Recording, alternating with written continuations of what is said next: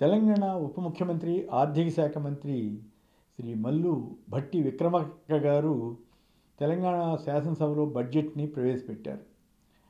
ఆ బడ్జెట్లో ఆయన తన తంటాలేవో తను పడ్డారు. 6 గ్యారంటీలకు సంబంధించి అమలు చేయడానికి అయ్యే ఖర్చు వాటన్నిటి మీద సరే అవసరమైన మేరకు ఇవ్వగలిగారా లేదా అనేది పక్కన పెడితే, ఈ వార్తని ఆంధ్రప్రదేశ్ బడ్జెట్ ప్రవేశపెట్టినప్పుడు బుగ్గన రాజేంద్రనాథ్ రెడ్డి గారు ఆర్థిక శాఖ మంత్రులుగా అక్కడ ప్రవేశపెట్టినప్పుడు ఈనాడు ఆంధ్రజ్యోతి రాసిన తీరు, ఇక్కడ తెలంగాణలో మల్లుభట్టి ప్రవేశపెట్టినప్పుడు కవర్ చేసిన తీరు గమనిస్తే చాలా ఆసక్తికరమైన విషయం ఏంటంటే విషయాలు మనకు తెలుస్తాయి. ఉదాహరణకు ముందుగా ఈనాడు చూడండి, సంక్షేమం గ్యారంటీ అంటే మల్లుభట్టి గారు గ్యారంటీ ఇచ్చారో లేదో కానీ ఈనాడు రామోజీరావు గారు గ్యారంటీ ఇచ్చేశారు. అలాగే ఆంధ్రజ్యోతి వారు సైతం గ్యారంటీలు అని పెద్ద హెడ్డింగ్ పెట్టారు కదా. మరి ఒక్కసారి ఆంధ్ర ఎడిషన్లో ఏమి రాశారో చూద్దాం. ఆంధ్ర ఎడిషన్లో చూడండి, అంతా సొంత బాకా అని రాజేంద్రనాథ్ రెడ్డి గారు ఇచ్చినటువంటి బడ్జెట్ మీద పెట్టిన హెడ్డింగ్.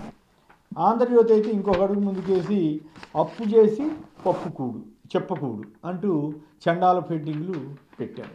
ఎందుకు ఇంత కసి? తెలంగాణలో అంతకుముందు కేసీఆర్ గారికి రామోజీ భజన చేసేవారు. చివరికి భజన చేసి ఆయన్ని ముంచారు. ఏదో రకంగా అబ్బో అంత బ్రహ్మాండం ఉందని చెప్పడం ద్వారా ఏదో వాళ్ళ అవకాశం, లోపల కాంగ్రెస్కి అనుకూలత, బయటకేమో కేసీఆర్ తోటి. ఇప్పుడు రేవంత్ రెడ్డి గారికి కాంగ్రెస్ పార్టీకి భజన చేయడం కోసం సంక్షేమం గ్యారంటీ అయింట. సంక్షేమం గ్యారంటీ అని అయినప్పుడు అసలు అక్కడ ఏపీలో అక్కడ అమలు చేస్తున్న సంక్షేమం వల్ల మొత్తం రాష్ట్రం నాశనం అయిపోయింది, విధ్వంసం అయిపోయింది, బటన్ నొక్కుడు తప్ప ఇంకేమి చేయట్లేదని రాశారు కదా. అక్కడ ఏడాదికి 45,000 నుంచి 50,000 కోట్లు ఈ సంక్షేమ రంగం అనండి లేదా అన్ని వివిధ కార్యక్రమాల కింద నవరత్నాల స్కీముల కింద ఇంప్లిమెంట్ చేస్తున్న దానికి డబ్బు ఖర్చు పెడుతున్న తీరు.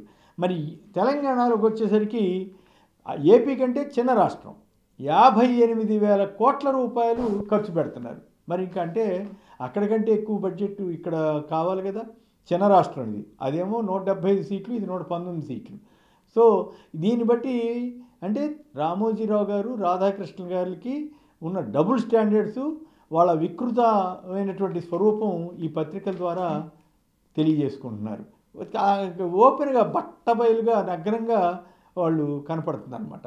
పోనీ ఆంధ్రప్రదేశ్కి వచ్చేసరికి మళ్ళీ ఇక్కడేమో సంక్షేమం గ్యారంటీలు అని చెప్పి గ్యారంటీ అని చెప్తున్నారు కదా. చంద్రబాబు నాయుడు గారు జగన్ గారి స్కీములకి భయపడిపోయి దానికి 3 రెట్లు ఎక్కువ ఇస్తానని అబద్ధం ప్రచారం చేస్తున్నారు. ఆయన కూడా సూపర్ 6 అని ఏదో పెట్టుకుని దానికి 1,50,000 కోట్లు ఖర్చు అవుతుంది.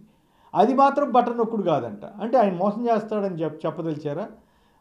ఆయన చేయంగానే ఇంకేముంది, శరాలు అస్త్రాలు అని చెప్పి అప్పుడు రాశారు.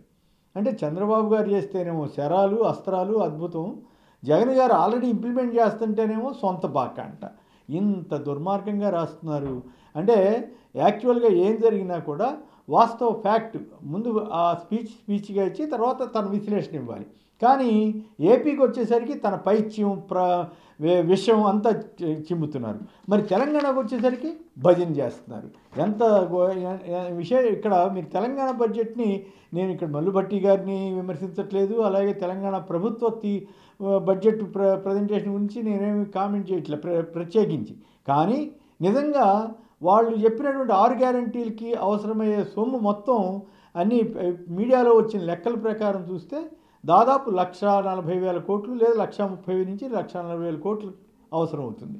దానికి వాళ్ళు కేటాయించిందంత 58,000 కోట్లు. అయినా సంక్షేమం గ్యారంటీ అని ఈనాడు వారు సర్టిఫికేట్ ఇచ్చేస్తారు, సంక్షేమం గ్యారంటీ అంట.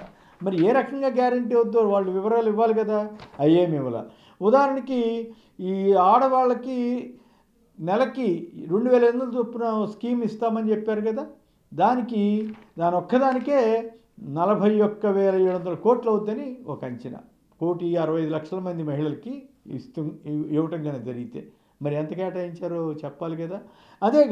అంతేకాదు గ్యాస్ స్కీమ్కి 4,200 కోట్లు అవుతుందంటే ఇప్పుడు బడ్జెట్లో ఎంత కేటాయించారో మీరు చూశారు కదా.